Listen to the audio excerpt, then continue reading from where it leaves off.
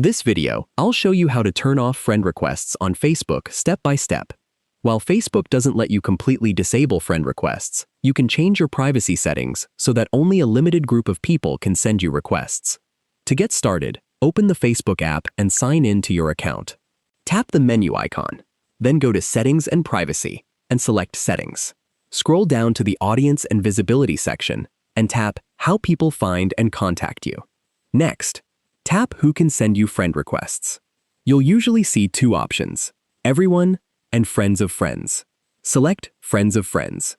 This prevents most strangers from sending you friend requests, since only people who share at least one mutual friend with you can send a request. After saving the change, go back and review other privacy settings, including who can look you up using your email address or phone number, and who can view your friends list. Adjusting these settings can further reduce unwanted contact. Keep in mind that Facebook doesn't currently provide an option to completely turn off friend requests for everyone. If you found this video helpful, please like the video and subscribe to the channel for more easy app tutorials. Thanks for watching.